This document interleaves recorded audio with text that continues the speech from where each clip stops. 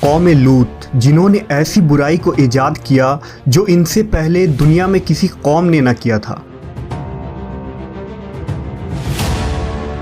ایسی بدکاری جس کی مثال تاریخ میں کہیں نہیں ملتی۔ اس قوم نے ایسا کیا کام کیا تھا اور ان کا کیا انجام ہوا؟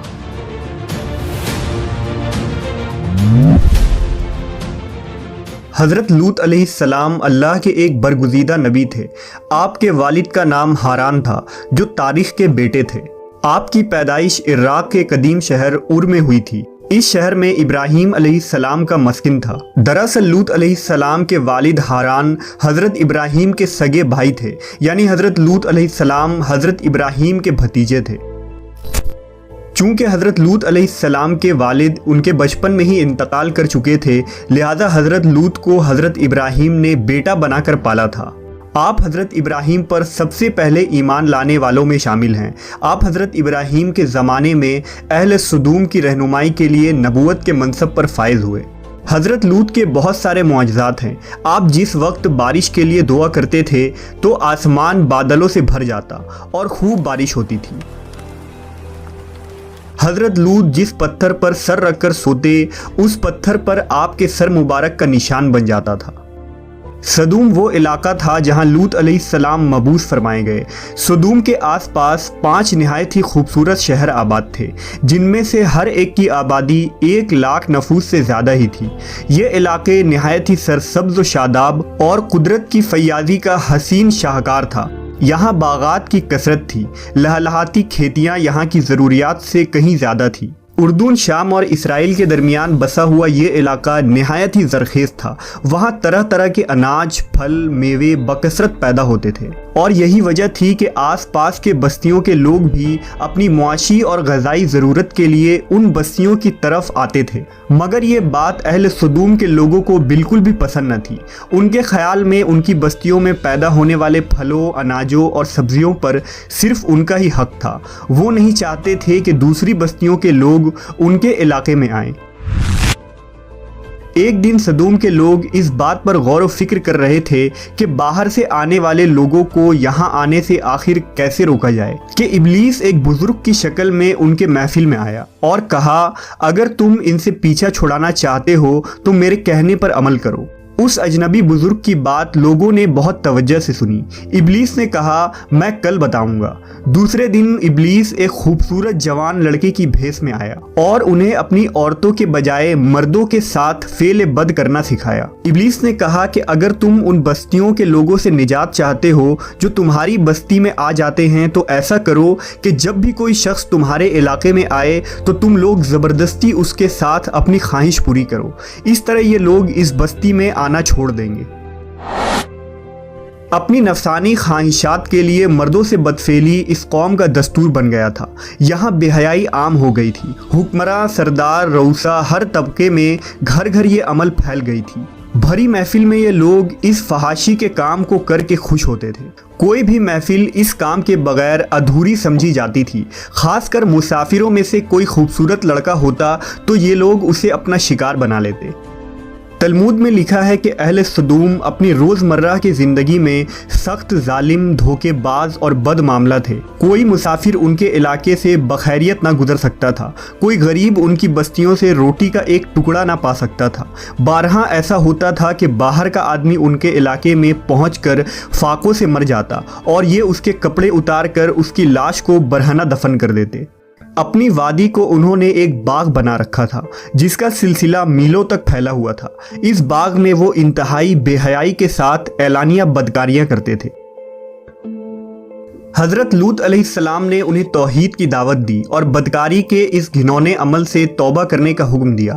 حضرت لوط نے کہا، تم بے حیائی کیوں کرتے ہو؟ کیا تم عورتوں کو چھوڑ کر لذت حاصل کرنے کے لیے مرد کی طرف مائل ہوتے ہو؟ حقیقت یہ ہے کہ تم احمق لوگ ہو۔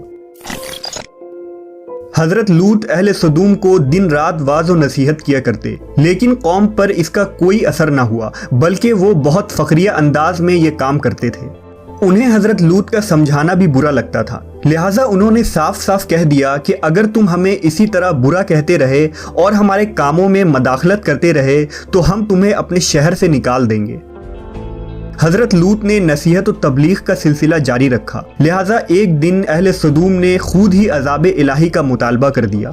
اللہ تعالیٰ نے اب تک ان کے اس بدترین فحاشی اور بدکاری کے باوجود ڈھیل دے رکھی تھی، لیکن جب انہوں نے حضرت لوط سے ایک دن کہا کہ اگر تم سچے ہو تو ہم پر عذاب لے آؤ، لہٰذا ان پر عذاب الہی کا فیصلہ ہو گیا۔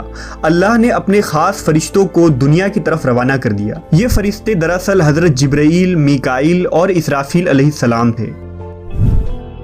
پھر یہ فرشتے حضرت لوط علیہ السلام کے گھر تشریف لے آئے۔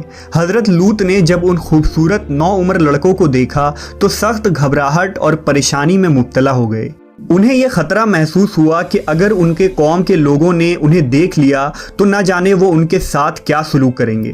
حضرت لوط کی بیوی کا نام وائلہ تھا، اس نے آپ پر ایمان نہ لایا تھا اور وہ دراصل منافقہ تھی، وہ کافروں کے ساتھ تھی، لہٰذا اس نے جا کر اہل سدوم کو یہ خبر دے دی کہ لوط کے گھر نوجوان لڑکے مہمان ٹھہرے ہوئے ہیں۔ یہ سن کر بستی والے دوڑتے ہوئے حضرت لوط کے گھر پہنچے۔ حضرت لوط نے کہا، اے قوم، یہ جو میری قوم کی لڑکیاں ہیں یہ تمہارے لیے جائز اور پاک ہیں، اللہ سے ڈرو اور مجھے میرے مہمانوں کے سامنے رسوا نہ کرو۔ کیا تم میں سے کوئی بھی شائستہ آدمی نہیں؟ حضرت لوط کی بات سن کر وہ لوگ بولے، تم بخوبی واقف ہو کہ ہمیں تمہاری بیٹیوں سے کوئی حاجت نہیں، اور جو ہماری اصل چاہت ہے اس سے تم بخوبی واقف ہو۔ قوم لوط کے اس بے شرمانہ جواب سے اندازہ لگایا جا سکتا ہے کہ وہ فعل بد میں کس حد تک مبتلا ہو چکے تھے۔ جب حضرت لوط علیہ السلام کی قوم ان کے گھر کی طرف دوڑتی ہوئی آئی تو حضرت لوط نے گھر کے دروازے بند کر دیے اور ان نوجوانوں کو ایک کمرے میں چھپا دیا۔ اس بدکار لوگوں نے آپ کے گھر کا گھیراؤ کیا ہوا تھا اور ان میں سے کچھ گھر کے دیوار پر بھی چڑھنے کی کوشش کر رہے تھے۔ حضرت لوط اپنے مہمانوں کی عزت کے خیال سے بہت زیادہ گھبرائے ہوئے تھے۔ فرشتے یہ سب منظر دیکھ رہے تھے۔ جب انہوں نے حضرت لوط علیہ السلام کی بے بسی اور پریشانی کا یہ عالم دیکھا تو حقیقت سے پردہ اٹھاتے ہوئے یوں فرمایا، اے لوط، ہم تمہارے رب کے بھیجے ہوئے فرشتے ہیں، یہ لوگ ہرگز تم تک نہیں پہنچ سکیں گے۔ ابھی کچھ رات باقی ہے تو اپنے گھر والوں کو لے کر چل دو اور تم میں سے کوئی شخص پیچھے مڑ کر نہ دیکھے۔ اہل سدوم حضرت لوط کے گھر کا دروازہ توڑنے پر بضد تھے، لہٰذا حضرت جبرائیل علیہ السلام نے گھر سے باہر نکل کر اپنے پر کا ایک کونا انہیں مارا، جس سے ان سب کی آنکھوں کے ڈھیلے باہر نکل آئے اور بصارت زائل ہو گئی۔ یہ خاص عذاب ان لوگوں کو پہنچا جو حضرت لوط کے پاس بد نیتی سے آئے تھے۔ حضرت لوط علیہ السلام حقیقت حال جان کر مطمئن ہو گئے اور اپنے گھر والوں کے ساتھ رات ہی کو نکل کھڑے ہوئے۔ بیوی بھی ان کے ساتھ تھی، لیکن کچھ دور جا کر وہ واپس اپنے قوم کی طرف پلٹ گئی اور قوم کے ساتھ جہنم رسید ہو گئی۔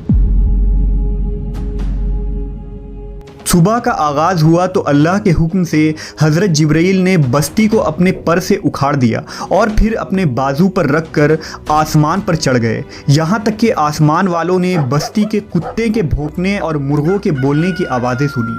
پھر اس بستی کو زمین پر دے مارا، جس کے بعد ان پر پتھروں کی بارش ہوئی۔ ہر پتھر پر مرنے والوں کا نام لکھا ہوا تھا۔ جب یہ پتھر ان کو لگتے تو سر پاش پاش ہو جاتے۔ صبح سویرے شروع ہونے والا یہ عذاب اشراق تک پوری بستی کو نیست و نابود کر چکا تھا۔ قوم لوط کی ان خوبصورت بستیوں کو اللہ نے ایک انتہائی بدبودار اور سیاہ جھیل میں تبدیل کر دیا، جس کے پانی سے رہتی دنیا تک کوئی فائدہ نہیں اٹھایا جا سکتا۔ سمندر کے اس خاص حصے میں کوئی جاندار، مچھلی، میڈک وغیرہ زندہ نہیں رہ سکتے، اس لیے اسے ڈیڈ سی یعنی بحر مردار کہا جاتا ہے، جو اسرائیل اور اردن کے درمیان واقع ہے۔ ماہرین آثار نے 10 سالوں کی تحقیق و جستجو کے بعد اس تباہ شدہ شہر کو دریافت کیا تھا۔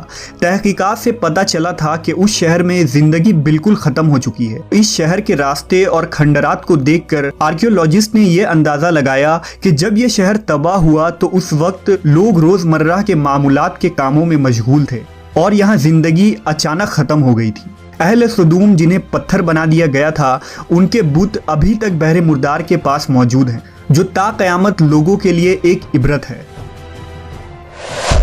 آج یورپی ممالک میں انسانی آزادی کے نام پر اس بدکاری کی اجازت دی جاتی ہے اور اس فحش عمل کو فخر سمجھا جاتا ہے، مگر حقیقت یہ ہے کہ ہم جنس پرستی بالکل فطرت کے خلاف ہے، جس سے انسانی معاشرہ تباہ و برباد ہو جاتا ہے۔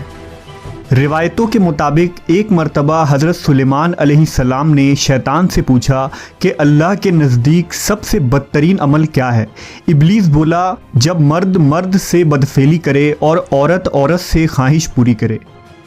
حضرت ابن عباس سے روایت ہے کہ رسول اللہ صلی اللہ علیہ وسلم نے فرمایا کہ اس شخص پر اللہ پاک کی لعنت ہو جو قوم لوط والا عمل کرے۔